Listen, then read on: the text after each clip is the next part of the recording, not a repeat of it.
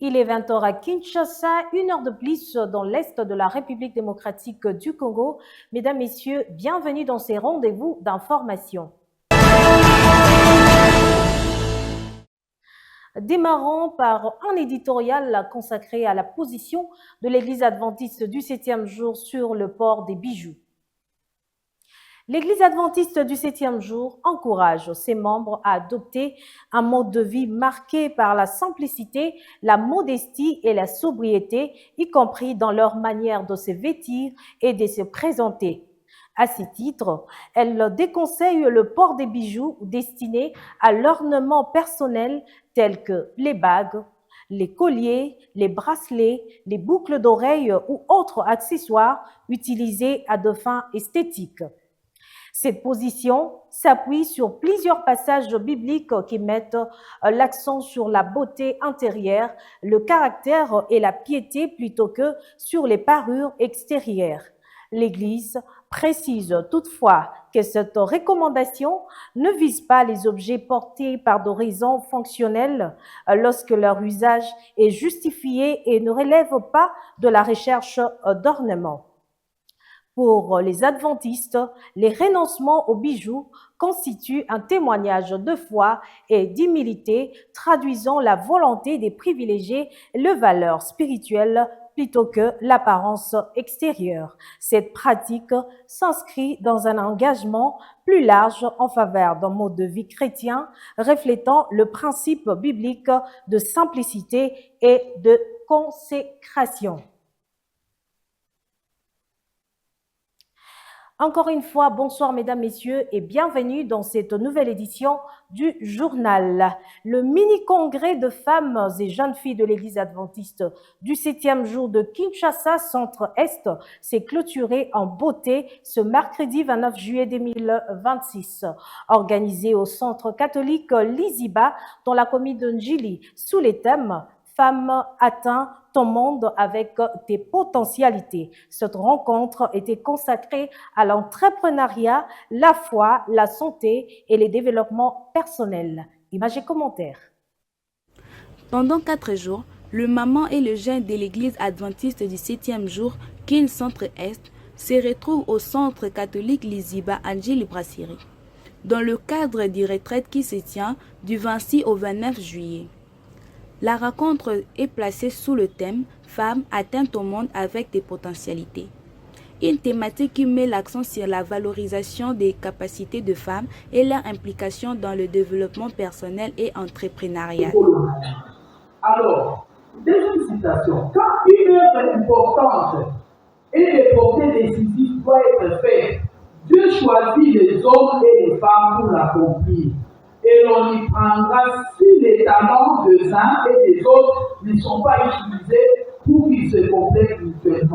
Au programme de cette retraite figurent également des moments de louange, d'adoration et de prières, ainsi que plusieurs interventions autour de la foi, de la santé et du développement. Sur le volet du développement personnel, Maman Antombela a encouragé les participants à identifier et à développer leur potentialité afin de mieux contribuer à leur épanouissement et celui de leur communauté. Les potentialités là ici, vous ne connaissez pas. Cette rencontre de femmes était une occasion pour le représentant provincial des adventistes de Kinshasa, dans la partie centre-est, pasteur Emmanuel Moubiaï, de rappeler aux participantes la célébration de l'initiative One Voice 27, soit une voix 27 de l'anniversaire du baptême de Jésus-Christ, les invitant à faire de cette échéance une occasion de gagner au moins une âme. Suivez. Nous sommes ici à Njili-Brasserie avec toutes les mamans et jeunes filles de notre association du Congo Ouest pour un mini-congrès. Nous avons profité de ces moments pour mobiliser toutes les mamans autour de l'initiative One Voice 2027, Une Voix 2027. C'est quoi Une Voix 2027? Une Voix 2027, c'est une initiative de l'Église adventiste du 7e jour, conçue pour rassembler les membres dans un effort mondial visant à proclamer l'évangile de Jésus-Christ d'une seule voix. Et pourquoi 2027? En parcourant la Bible, en étudiant la prophétie biblique de Daniel, le chapitre 9, nous voyons la prophétie des 70 semaines. En étudiant cette prophétie, nous comprenons que Jésus-Christ a été oint comme Messie à l'an 27. Il a été baptisé avant de commencer son ministère. Alors, en faisant les calculs, l'année prochaine, 2027, nous totaliserons 2000 ans. Donc, nous allons célébrer l'année prochaine les 2000 ans de la messianité de notre Seigneur et Sauveur Jésus-Christ. Raison pour laquelle nous profitons de ces moments pour mobiliser les mamans afin de s'engager pour que chaque maman, chaque membre prépare un cadeau spécial à offrir à notre Seigneur Jésus-Christ. Et le meilleur cadeau que nous pouvons offrir à notre Seigneur, c'est d'apporter une âme au Seigneur. Donc, préparons-nous déjà l'année prochaine que chacun amène un cadeau spécial, une âme au Seigneur pour célébrer ensemble les 2000 ans de la messianité de notre Seigneur et Sauveur Jésus-Christ. Nous disons merci à notre Dieu pour l'organisation et la réussite de ces mini-congrès. Nous remercions la directrice pour l'initiative et nous prions pour elle, que le Seigneur continue à l'utiliser puissamment ensemble avec toutes les mamans pour l'avancement de l'œuvre de Dieu dans notre territoire de l'Association du Congo-Ouest. D'un chapitre à un autre, il faut que tu prophétises de nouveau. Tel est le thème de la grande session spirituelle communément appelée Camp Meeting, organisée par l'Église adventiste du 7e jour au Kasaï central. Inspirée d'Apocalypse 10, 9 à 11, débuté les dimanches 26 juillet, cette rencontre de réveil s'achèvera les dimanches 2 août 2026 et rassemble les fidèles venus de toute la province. Placé sous la supervision du représentant provincial, le pasteur Benoît Balaweyi Wantumba, elle est animée par l'ancien Mathieu Lulua, principal orateur de cette campagne. À cette occasion, le représentant provincial invite les personnes qui n'ont pas encore pris part aux activités à rejoindre les autres fidèles avant la clôture de cet important rendez-vous spirituel. Suivez.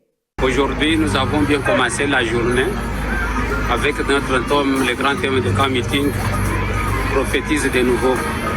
Avec notre texte de base en Apocalypse chapitre 10, versets 9 à 11. Tout est centré sur ces versets. Nous avons vu l'expérience du mouvement adventiste, comment nos pionniers ont commencé, quelle était leur expérience, pourquoi cette prophétie correspond à cette période. Ils avaient prophétisé, ils pensaient que Jésus allait revenir. Or, ils étaient seulement un petit nombre aux États-Unis, pas même dans tous les États d'Amérique. Donc, c'est pourquoi cette prophétie leur a été donnée de prophétiser de nouveau. Prophétiser de nouveau à plusieurs nations, plusieurs peuples, et prophétiser aussi aux rois. Avec leur expérience, nous avons été invités à ne pas nous décourager aussi, comme eux, mais faire la différence. Et après ce découragement, après le désappointement, ce n'est pas tous qui se sont découragés, mais il y a une équipe qui est venue à l'étude. Mais pour clore cette journée, nous avons été édifiés par l'orateur principal avec une bonne méditation qui a suscité un réveil parmi tous les membres et une grande prière. Donc, il nous a édifiés sur 1er Roi chapitre 18, le cas du prophète Élie et la femme veuve. Cette femme dont Dieu avait planifié un bon plan sans qu'elle le sache. Et ce plan s'était réalisé par la foi. Nous aussi, nous devons être sûrs qu'il y a des plans merveilleux pour nous qui doivent réaliser pour que nous puissions parvenir à accomplir notre défi quinquennal qui est Une Voie 27. Donc, fêter le baptême de Jésus-Christ tous dans l'eau à ce moment-là. Donc, l'événement a déjà commencé. Donc, la journée a bien terminé. Je pense que nous allons continuer dans le même élan, tout concentré sur l'évangélisation, concentré sur la philosophie d'une Voie 27. Pourquoi nous invitons tout le monde, ceux qui traînent encore à la maison, parce que nous sommes sur un nouveau site. C'est notre première expérience. Il y a beaucoup d'absents. Ceux qui vont nous suivre, ceux qui sont restés, qu'ils viennent nombreux. Nos invités, nous sommes là. Dans le programme, nous voulons laisser même un groupe ici. C'est sur notre terrain. Il faut qu'un groupe reste ici. Nous invitons tout le monde, ceux qui vont nous suivre de loin et de près, qu'ils viennent. Dieu les invite tous. Parce qu'à la fin, nous sommes convaincus, nous serons bénis. Du 26 juillet au 5 août 2026, un atelier de production des contenus numériques se tient à Nairobi, au Kenya, en vue de l'initiative Une Voie 27, un grand rendez-vous de l'Église adventiste du 7e jour prévu en septembre 2027 à l'échelle mondiale. Destiné à être diffusé dans 11 pays de la région d'Afrique centrale et de l'Est, ces contenus sont élaborés par de représentants de plusieurs unions. La délégation congolaise composée de Rufa Monga, Julia Mambwene et Jacques Bidimba prend également part à ces assises aux côtés des autres participants de la région. Suivez messieurs Rufa Monga pour le détail. Comme vous le savez, cette initiative aura la clé de voûte au mois de septembre 2027 à l'occasion du baptême, de l'anniversaire du 2000e anniversaire du baptême du Seigneur Jésus. Alors, ce grand programme va impliquer les médias. C'est pour cela que nous sommes ici. Les contenus numériques dont nous parlons, il s'agit des contenus de production, de promotion, je veux dire, des contenus des études bibliques, d'évangélisation, des contenus en ce qui concerne les témoignages et pas mal d'autres choses pour inviter des gens, pour que les gens puissent suivre, qu'ils prennent aussi la décision. Donc nous sommes là, une équipe de 3 personnes. Il y a moi-même, il y a la sœur Julia, il y a Jacques Bidimba. Nous sommes en train de travailler intensément avec les délégations venues de plusieurs coins. Il y a au niveau du Congo, il y a Lubumbashi qui a envoyé délégué, il y a Goma qui a envoyé délégué, et bien sûr les autres pays de la division centre-est, Kenya, Tanzanie, Rwanda, Burundi, Éthiopie, ainsi de suite. Donc c'est pour cela que nous sommes ici en train de produire. Évidemment, les produits que nous allons avoir, que nous allons pouvoir produire ici, nous devons continuer le travail pour les traduire dans d'autres langues afin que tout le monde puisse en bénéficier. Merci et à bientôt. À Kinshasa, le gouvernement provincial poursuit l'exécution du programme Kinshasa Ezobonga lancé par le gouverneur Daniel Bumba avec l'avancement de travaux de bétonisation de la route université sur le tronçon au Kapela rond-point Ezo. Inscrit dans la vision du président de la République Félix Antoine Tshisekedi Tshilombo, ces projets visent à moderniser les infrastructures routières de la capitale ainsi qu'à améliorer la durabilité du réseau routier au bénéfice des usagers. Claude Kaja. Les travaux de bétonisation de la route université progressent de manière soutenue sur les tronçons reliant Kapela au rond-point Exo jusqu'à Kikwit. Ce chantier est exécuté dans le cadre du programme Kinshasa Ezobonga, initié par les gouverneurs de la ville de Kinshasa, Daniel Bumba, en vue d'améliorer les infrastructures routières de la capitale. Après la réhabilitation de plusieurs axes dans différentes communes, le gouvernement provincial poursuit ses efforts pour moderniser les réseaux routiers et offrir aux usagers des infrastructures plus durables. Ces projets s'inscrivent également dans la vision du président de la République, Félix Antoine Tshisekedi Tshilombo, axée sur la modernisation des infrastructures et l'amélioration du cadre de vie des populations. Sur le terrain, les travaux évoluent à un rythme appréciable. Les équipes mobilisées poursuivent les opérations de bétonisation afin de garantir une chaussée plus résistante, capable de répondre aux exigences du trafic et de limiter les dégradations fréquentes observées sur cet axe stratégique. À terme, cette nouvelle infrastructure devrait fluidifier la circulation, faciliter les déplacements de personnes et les transports de marchandises tout en contribuant au développement urbain de Kinshasa. Il s'est dénoté que les autorités provinciales réaffirment leur engagement à poursuivre la mise en œuvre des programmes Kinshasa et Zobonga à travers d'autres projets d'aménagement dans la capitale.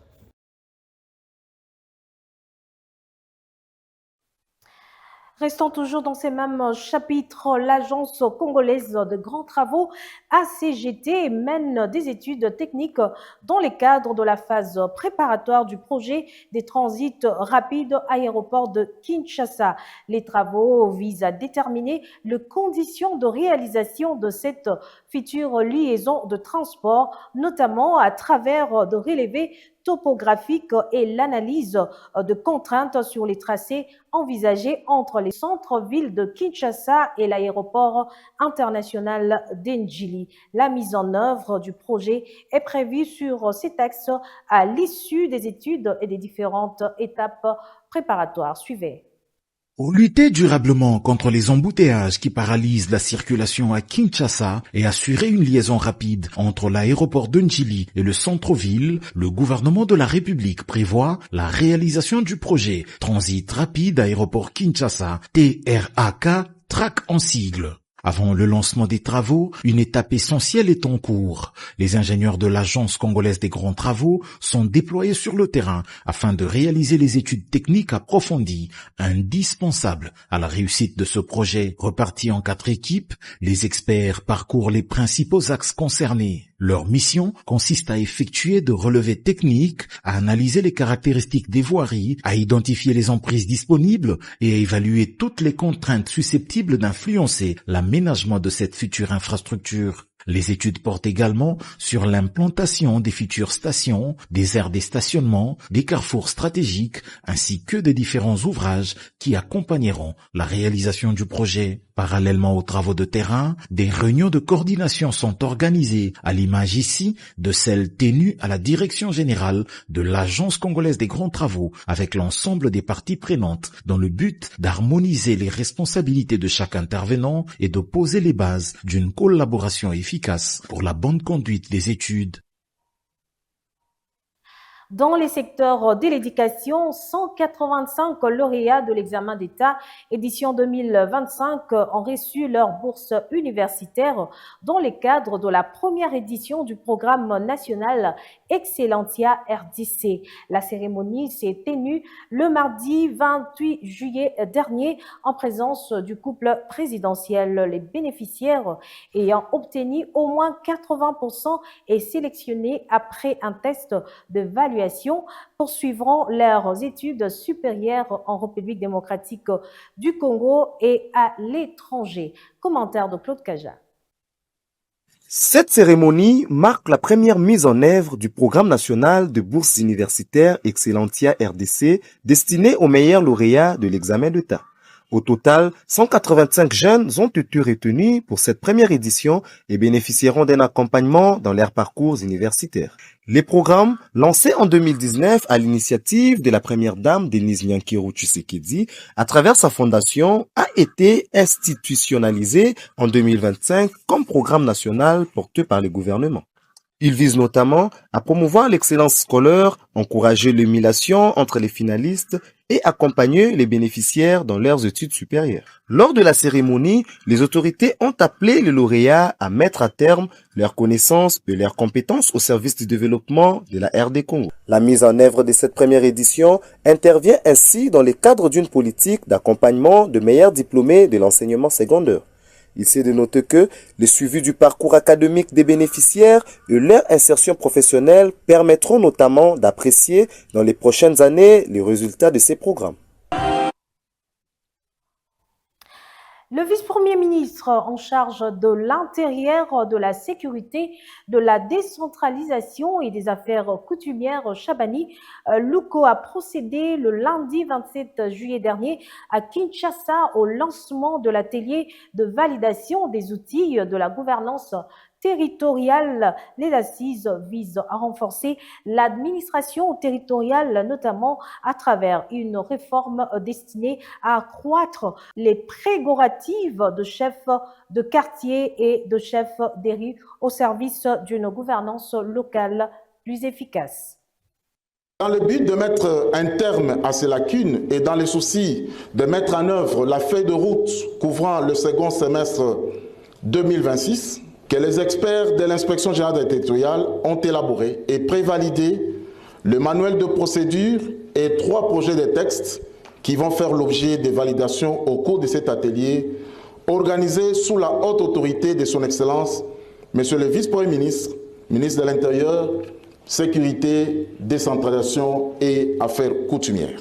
L'absence des outils efficaces de gouvernance susceptibles de lui permettre d'accomplir efficacement ses missions, ce 13 ans durant, n'ont pas permis à ce bras séculier du ministère de garantir le bon fonctionnement des provinces, des entités territoriales, des services publics se trouvant dans le champ de ses compétences. Comme on dit, il n'est jamais trop tard pour mieux faire, et tel est le sens de la cérémonie de ce jour.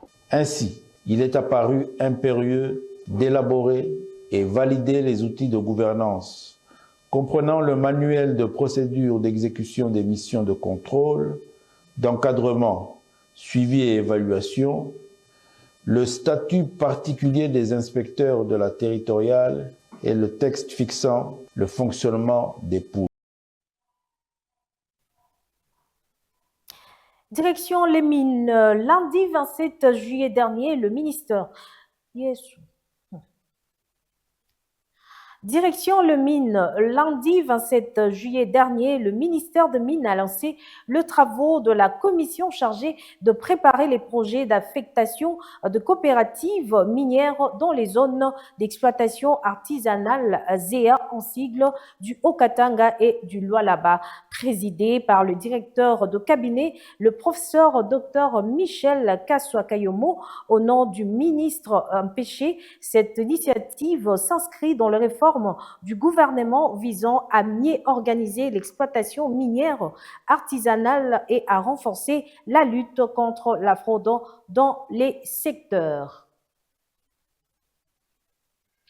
À Kinshasa, les réseaux sociaux sont devenus un espace privilégié pour la diffusion de prédications et des prophéties. De plus en plus, les jeunes suivent ces messages en ligne, certains allant jusqu'à croire à des prédictions sur l'actualité ou les matchs de football. Face à cette tendance, le pasteur Peter Koulonga appelle à plus de discernement. Comment alors aider les jeunes à reconnaître une véritable prophétie et à distinguer le vrai du faux? Pasteur nous répond. À l'heure du numérique, d'ailleurs, c'est le bon moment où les gens doivent avoir la facilité de distinguer la bonne prophétie et la mauvaise prophétie. La bonne prophétie est conforme à la parole de Dieu, parce que Dieu ne peut pas se contredire. Donc la prophétie par excellence, d'abord, c'est la parole de Dieu elle-même. Et toute prophétie qui vient de Dieu doit être en relation avec la parole de Dieu. Une prophétie qui ne contredit pas la parole de Dieu. Donc c'est comme ça que nous devons reconnaître les bons prophètes ou les vrais prophètes. C'est celui qui parle de la part de Dieu. Bon, quand tu vas parler, tu vas aller prophétiser par exemple pour le match.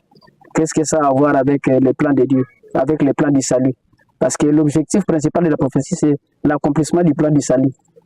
Maintenant, si par exemple, un prophète vient aujourd'hui me parler, peut-être aujourd'hui, moi, ça c'est un petit exemple que je prends. Je suis marié il y a longtemps, tu viens me dire aujourd'hui que la femme que tu as n'est pas ta femme, la femme que Dieu a préparée pour toi. Alors que la Bible dit quelque part qu'on ne peut pas dissocier ce que Dieu avait associé. Ça, ce n'est plus une prophétie. Ça perd sa propre valeur. Donc, nous devons tirer trop attention parce que la prophétie, c'est le domaine très sensible où le diable est en train de jouer de beaucoup d'enfants de Dieu. Signalons que c'est un sujet proposé par la rédaction de Hope Channel RDC. Parlons sport avant de clore ces journaux. Les classements finaux de la Ligue 1 congolaise publiés à l'UCI de la saison consacrent le tout-puissant Mazembe, champion de la République démocratique du Congo. Au-delà du sacre du club de Lubumbashi, ces classements mettent en évidence les écarts de performance entre les différentes équipes engagées dans le championnat national. Images et commentaires. La Linafoot a dévoilé le classement officiel de la Ligue 1 pour la saison 2025-2026. Sans surprise, le TP Mazembe s'impose en tête avec 30 points, suivi de près par les Aigles du Congo et Maniema Union. Mais au-delà de chiffres et du sacre, une autre réalité mérite d'être posée, celle du rôle des équipes dites secondaires dans ces championnats. Car si certaines formations dominent régulièrement le débat, d'autres semblent condamnées à jouer le figurant. Pourtant, elles sont bien présentes.